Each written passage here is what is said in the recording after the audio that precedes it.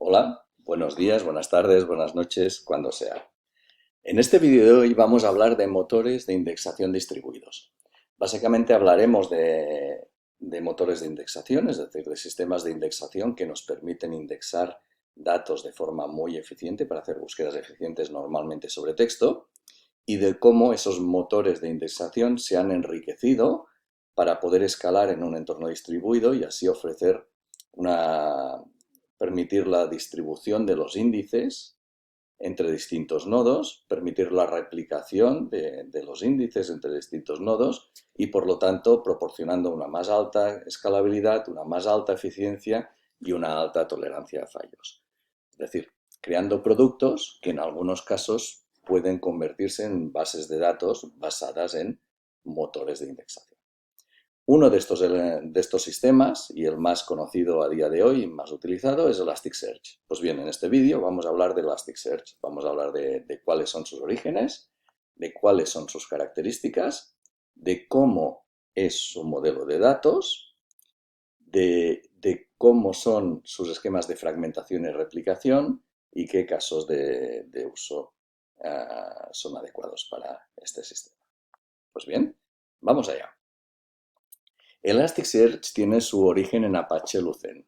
Apache Lucene es una librería de Java que surgió el año 2000 y es una librería en el contexto de Knowledge Retrieval, es decir, en el contexto del análisis de texto y documentos complejos que utiliza procedimientos de procesamiento de lenguaje natural para analizar textos y permitir búsquedas muy eficientes y muy potentes sobre documentos textuales, ¿no? Esta librería es muy potente, está actualizada y la verdad es que ha evolucionado mucho y muy bien. De hecho, es una librería que se utiliza mucho a día de hoy, pero como es una librería, no es un producto para todo el mundo. Es difícil de gestionar, para utilizarla debes saber programar e integrarla y utilizarla en tus programas y además es difícil de escalar.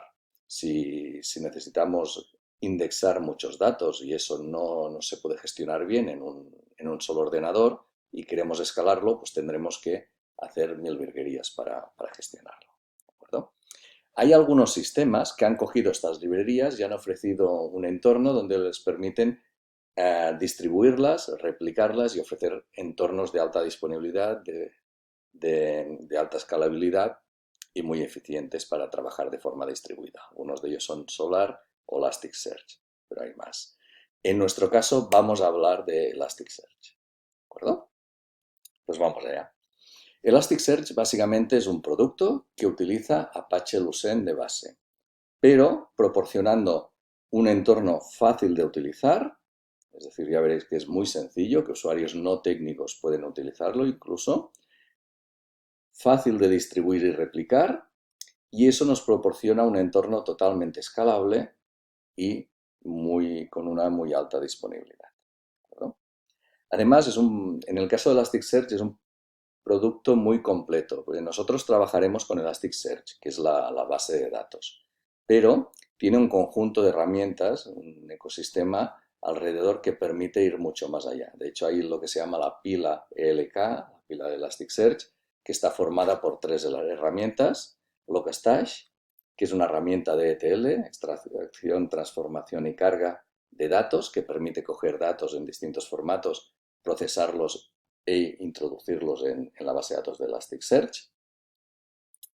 Y luego Kibana, que es una herramienta de creación de cuadros de mando que permite coger los datos de Elasticsearch y representarlos de forma gráfica, agregada y usable para los usuarios finales. Por lo tanto, es una herramienta muy, muy sencilla de utilizar, con un elemento en el core, en su núcleo, que es Apache Lucene. ¿De acuerdo? Aunque su núcleo es un motor de indexación, el enriquecimiento que se ha hecho del mismo y el hecho de que no solo se guarden los índices, sino también los documentos que se indexan, hace que se considere día de hoy una base de datos NoSQL. De hecho, muchas personas la comparan con las bases de datos NoSQL de agregación documental, tal como MongoDB, pero no es al 100% equivalente. Por un lado, porque es menos esquimalés. En Elasticsearch ya veréis que cuando tenéis una colección, se llama índice en Elasticsearch, y distintos documentos pertenecen a ese índice, si dos documentos de un mismo índice tienen un mismo campo, ese campo debe ser del mismo tipo. Esa restricción no estaba en MongoDB, aquí sí que está. Y luego hay otra diferencia importante, que es en MongoDB o en cualquier base de datos documental, nosotros como diseñadores de la base de datos escogemos qué campos de los documentos JSON que insertemos queremos indexar. En Elasticsearch, si no decimos lo contrario, todos los campos de los documentos que insertemos en la base de datos se indexarán, todos, en función de su tipo, de una forma u otra, pero todos se indexarán y por tanto todas las consultas serán eficientes si mi red de ordenadores está bien dimensionada. ¿De acuerdo? Además, las consultas no serán consultas deterministas, sino que permitirán cierto grado de lógica difusa o de indeterminismo en las mismas, por lo que nos iría muy bien para según qué tipo de problemas. ¿De acuerdo? El modelo de datos ahora lo veremos más en detalle, pero básicamente almacena documentos JSON, documentos JSON, en función de índices, permite distribución y replicación y se accede vía un API REST, aunque también hay distintas bibliotecas para distintos lenguajes, pero nosotros trabajaremos con Elasticsearch utilizando un API REST. Pues bien, llegados aquí vamos a ver cuál es su modelo de datos y como hacemos siempre, vamos a compararlo con el canónico, que es el modelo relacional para nosotros. Bien, en las bases de datos relacionales nosotros tenemos bases de datos que podemos navegar de una a otra y dentro de cada base de datos tendremos un conjunto de objetos con los que trabajar. En Elasticsearch no hay un elemento parecido a la base de datos. Básicamente tenemos Elasticsearch y ahí dentro hay índices, hay datos y punto, no hay más. ¿De acuerdo? Por otro lado, en las bases de datos relacionales tenemos las tablas y las vistas, que son elementos que nos permiten agrupar los datos en función de la semántica común. Es lo que serían las colecciones en MongoDB, por ejemplo. En Elasticsearch el equivalente son los índices. Los índices me permitirán almacenar datos que tienen una semántica común en un mismo agregado que será ese índice, ¿de acuerdo? Mismo objeto. Luego, cada índice contendrá un conjunto de objetos del mundo real, es decir, lo que llamamos filas en el modelo relacional, que en Elasticsearch serán documentos JSON, documentos JSON. ¿De acuerdo? Por lo tanto, al igual que en MongoDB, en Elasticsearch guardaremos documentos JSON, pero no dentro de colecciones, sino dentro de índices. ¿De acuerdo? Evidentemente, los documentos JSON tendrán un conjunto de campos, que podrán ser de distintos tipos, y como bien sabéis, estos campos también podrán ser a su vez documentos JSON. Por lo tanto, estos documentos podrán ser muy complejos a la larga. ¿De acuerdo? En Elasticsearch no es común, puede hacerse combinaciones entre distintos documentos, pero no es común hacerlo, pero sí que tienen los documentos una clave primaria, que es un campo llamado ID con un underscore delante, ¿de acuerdo? Al igual que en MongoDB. Este campo lo podemos asignar cuando damos de alta un documento en la base de datos, o si no, Elasticsearch asigna un valor por defecto. Y hay otro campo de interés, que es el campo routing con un underscore delante. Si definimos un campo de este tipo, ya veremos luego cómo se hace la distribución de datos, pero si definimos un campo routing, el valor de ese campo se utilizará para determinar en qué nodo se va a guardar el documento. ¿De acuerdo? Si no existe un campo routing, se hará mediante el campo ID. Básicamente el funcionamiento es este. Pues básicamente este es el modelo de datos que utiliza Elasticsearch. Almacena datos como lo que veis aquí. Aquí veis un fragmento de un documento JSON que tiene información de una película muy divertida, la verdad, que hemos sacado de la web de IMDb. Veis que hay distintos tipos de datos numéricos, datos de fecha, datos podríamos decir, de keywords, luego ya veremos qué quiere decir, y datos de texto para indexar. El kit es que cada documento de estos sería un documento JSON. Este documento estaría indexado en el contexto de un índice y luego se podría buscar por cada uno de los campos que contiene. ¿De acuerdo? ¿Y cómo se definen estos índices? Pues bien, un índice está definido por tres elementos principales. ¿De acuerdo? Cuando creamos un índice, podemos hacerlo de forma explícita, diciendo quiero crear un índice con este alias, estos mappings y estos settings, o podemos empezar a insertar datos en la base de datos y entonces implícitamente nos creará un índice. ¿De acuerdo? Pero todo índice tendrá tres elementos. Un elemento alias, que nos permite crear vistas del índice, es decir, si un índice tiene información sobre clientes y yo quiero clasificar a los clientes en función de su ciudad de origen, pues podría crear un alias en función de la ciudad de origen de los clientes. Y así, si preguntara por el alias de clientes de Barcelona, ese alias me devolvería solo los clientes de Barcelona. Sería como crear vistas distintas para ese índice que tenemos, para los datos del índice, vaya. Luego tenemos un apartado Settings que nos permite indicar la configuración general del índice, es decir, cuántos fragmentos debe tener, cuántas réplicas debe tener, cuál es la tasa de refresco de las réplicas, etcétera, etcétera. Y luego tenemos un campo que es muy interesante y vamos a utilizar bastante, que es el campo de mappings. El campo de mappings es un documento JSON que indica la estructura de los documentos que están almacenados en el índice. Es decir, indica qué atributos tienen los documentos del índice y de qué tipo son esos atributos y cómo se indexan en la base de datos. ¿De acuerdo? Y eso es muy importante, pues si tenemos un campo que es numérico, el mapping deberá tener informado que ese campo es de tipo numérico para que los índices se indexen como números y podamos hacer búsquedas de rangos, por ejemplo. O si es textual, que se indexe de forma textual, ¿de acuerdo? Los campos podrán tener más de un mapping, es decir, un campo determinado se podría indexar como texto y como palabra clave, por ejemplo. Lo veremos aquí es un poco. ¿Vale? Estos mappings se pueden crear de forma estática, es decir, a la hora de crear el índice, creamos el índice y le indicamos qué campos van a haber y qué mappings van a tener, es decir, qué tipos y cómo se van a tener que indexar, o si no lo indicamos, o para los campos que no indiquemos, se creará de forma dinámica. Es decir, cuando insertemos nuevos documentos en la base de datos, si ese documento tiene un campo que no está presente en el mapping, pues se creará un mapping automáticamente para ese documento. Elasticsearch calcula el mapping más adecuado para el documento, pero si nosotros queremos, podemos crear algunas guías para ayudarlo a escoger mejor. ¿No? Y comentar también que si tenemos distintos índices que vayan a reutilizar algunos elementos, pues podemos crear templates para establecer configuraciones comunes entre distintos índices de nuestra base de datos. Bien, una vez llegados aquí es importante comentar un poco sobre los tipos de datos que podemos indicar en los mappings del índice, es decir, los tipos de datos asociados a los campos de nuestros documentos. ¿No? Recordar que un mismo campo en distintos documentos de un índice no puede tener tipos distintos, es decir, valores distintos. ¿De acuerdo? Hay un montón de tipos de interés, de tipos que podemos utilizar. Aquí hemos puesto unos cuantos, que son los típicos o los que vamos a utilizar más. Por un lado, los booleanos, que ya conocemos todos. Por otro lado, los de tipo keyword, que son esos campos que contienen texto, pero por el cual no se van a realizar búsquedas de texto. Por otro lado, los de texto, que se indexan mediante técnicas de indexación de texto, es decir, se tokenizan, se buscan los tokens, algunas veces si lo pedimos se lematizan y entonces podemos buscar conjugaciones de verbos, singulares, plurales, etcétera, etcétera. Esto puede ser necesario en un campo de texto, no es necesario en un campo de keyword como código postal, etcétera. Por eso se identifican de forma diferente.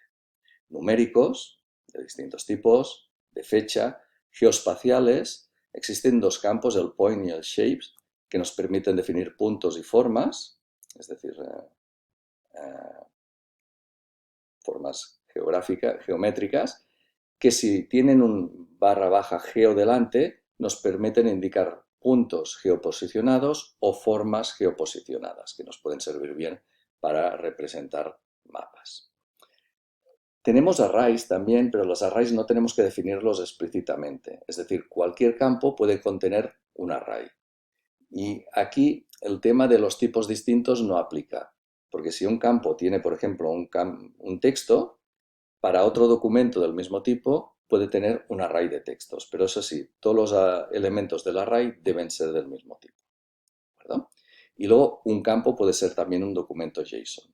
Y aquí podemos definirlo de distintas formas, en función de si es plano o si es un documento incrustado. Hay distintas posibilidades que podéis buscar a la documentación. Y eso nos va a afectar en la manera en que podamos buscar esos documentos, si por texto completo, si por campos, etcétera, etcétera. Pero como veis, hay bastantes opciones y escoger una u otra hace que los sistemas sean más o menos eficientes. Bien, ¿cómo se crean, actualizan, borran y consultan los datos en Elasticsearch? Pues no hablaremos de ello aquí, hay un tutorial para que trabajáis con esto. Os animo a que reviséis la documentación mientras vais trabajando con el tutorial. ¿Verdad? Si queréis podéis hacerlo ahora, pausar el vídeo y cuando lo hayáis hecho podéis volver para ver cómo se distribuyen y se replican los datos en Elasticsearch. Pues vamos a ver cómo distribuye y replica los datos Elasticsearch. Vamos a empezar con la arquitectura de distribución que utiliza. Básicamente Elasticsearch utiliza una fragmentación y distribución de datos mediante consistent hashing, ¿de acuerdo? Y cada documento es la unidad de fragmentación mínima, es decir, Elasticsearch calcula para cada documento en qué fragmento debe almacenarlo. Y para hacer esto, pues se aplica una función de hash sobre el valor del campo routing del documento. Y si el documento no tiene ningún campo routing, pues sobre el valor ID del documento. Y en función del resultado de esa función de hash, se asigna a un fragmento u otro. Por defecto, en Elasticsearch se definen 5 fragmentos por índice. Pero si queremos, podemos cambiarlo a la hora de crear el índice con este atributo que veis aquí. ¿Verdad? Y los índices de Elasticsearch se distribuyen de forma homogénea entre los distintos nodos para fomentar la distribución de carga. Es decir, que si tenemos 5 nodos y tenemos 5 fragmentos, Elasticsearch intentará alojar un fragmento en cada uno de los nodos. ¿Verdad?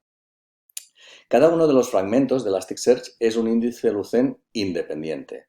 Luego Elasticsearch ya los gestiona de forma conjunta para agrupar los datos de todos los fragmentos y tener la base de datos completa. Pero cada fragmento sí es un índice Lucene.